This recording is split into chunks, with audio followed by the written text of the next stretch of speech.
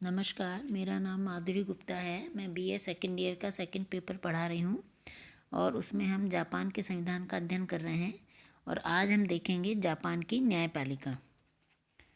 तो जैसे कि हमें पता है कि जापान में शोवा संविधान से पहले मेजी संविधान था और जो मेजी युग था उसमें न्यायपालिका का कोई स्वतंत्र अस्तित्व नहीं था, क्योंकि उस समय राजा का शासन हुआ करता था और वह प्रशासन का ही एक अभिन्न अंग के रूप में न्यायपालिका वहाँ पर थी। जो संपूर्ण न्याय विभाग पर केवल न्याय मंत्रालय का ही अधिकार था और जो न्यायालयों की शक्तियाँ थी वो अत्यंत सीमित थी। विधि के शासन या विधि के समक्ष जो सिद्धांत है उस समय उसका पूर्ण अभाव था या उसकी कोई कल्पना भी नहीं थी।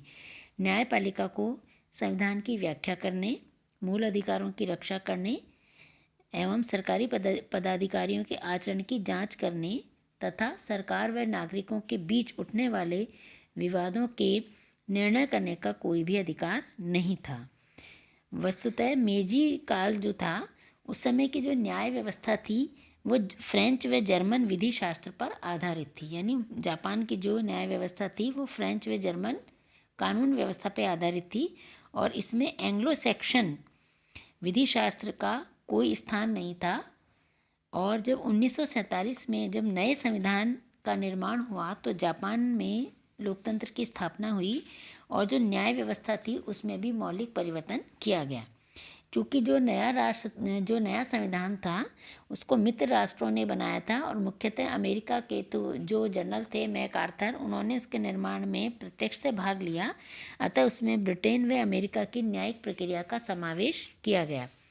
न्यायपालिका को कार्यपालिका और विधानमंडल के अनुचित नियंत्रण से मुक्त रखा गया। स्वतंत्र रूप से कार्य करने की दिशा में प्रयास किए गए।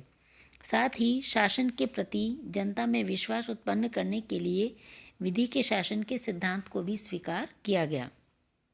इस प्रकार जो जापान का जो नया संविधान था उसमें न्याय व्यवस्था के बुनियादी आधारों एवं न्यायिक प्रक्रिया और संगठन में मूलभूत परिवर्तन किए गए ताकि वहाँ की जो न्यायपालिका है उसकी स्वतंत्रता, सर्वोच्चता एवं निष्पक्षता को बनाए रखा जा सके। अब है जापान की न्यायिक व्यवस्था की प्रमुख विशेषताएं। जैसा कि हम जानते हैं, पहली प्रमुख विशेषता है न्यायपालिका की स्वतंत्रता एवं न्यायपालिका का लोकतंत्रीकरण। यह न्यायपालिका की महत्वपूर्ण विशेषता है और संपूर्ण व्यवस्था को लोकतांत्रिक बनाने के लिए तथा न्यायालय में या न्यायालय की जो शासन व्यवस्था में कार्यपालिका का अनुचित हस्तक्षेप न हो, इसके लिए पुरानी जो व्यवस्था थी उसको पूरी तरह से समाप्त कर दिया गया और जो न्याय का कार्य है वो जापान के सर्वोच्च न्यायालय के सुपुर्द कर दिया गया या सौंप दिया गया।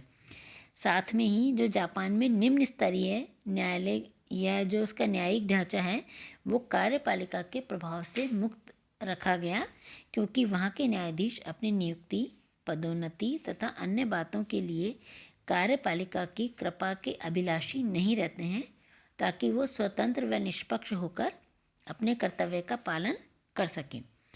जो न्यायपालिका की स्वतंत्रता के साथ साथ जापान में इस बात की भी व्यवस्था की गई, क्योंकि न्यायपालिका को एक तरफ से तो स्वतंत्र रखा गया पर कहीं ऐसा नहीं हो कि ज़्यादा स्वतंत्रता प्रदान करने में वहाँ की न्यायपालिका निरंकुश हो जाए, तो इसके लिए जो वहाँ के सर्वोच्च न्यायालय पर जनता के प्रतिनिधियों के अंकुश की भी व्यवस्था की गई, जिसके नियंत्रण में संपूर्ण देश के नीचे के न्यायालय काम करते हैं तथा इस प्रकार संपूर्ण न्यायपालिका का लोकतंत्रीकरण कर दिया गया। अब जो न्यायपालिका के लोकतंत्रीकरण हेतु जो सर्वोच्च न्यायालय के न्यायाधीशों की नियुक्ति के सार्वजनिक पुनर्विचार यानी पॉपुलर रिव्यू का उपबंध किया गया।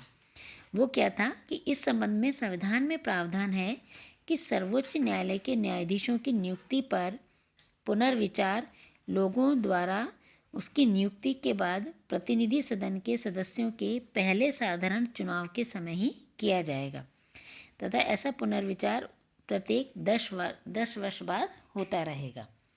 तो इस तरह से जो प्रमुख विशेषता है कि न्यायपालिका की स्वतंत्रता को बनाए रखना और साथ ही जो उसकी स्वतंत्रता है वो निरंकुश नहीं हो, उस पर भी अंकुश लगाया गया। दूसरा है न्यायपालिका की पृथकता। न्यायपालिका को कार्यपालिका से पृथक कर दिया गया और न्याय मंत्रालय का न्यायालयों पर नियंत्रण नहीं था। तीसरा है कानून का शासन। जैसे कि हमने सुना है कि जो ब्रिटेन में है विधि का शासन है और ब्रिटेनवासी विधि के शासन पर गर्व करते हैं, उसी तरह से जो जापान का नया शोवा संविधान था उसमें कानून के शासन की स्थापना की गई और इसमें न्यायपालिका इस प्रकार से कार्य करती है कि देश में प्रशासन की मनमानी न चलने पाए और शासन कानून के अनुसार चले। और साथ ही यह अगला है कानून के समक्ष समानता।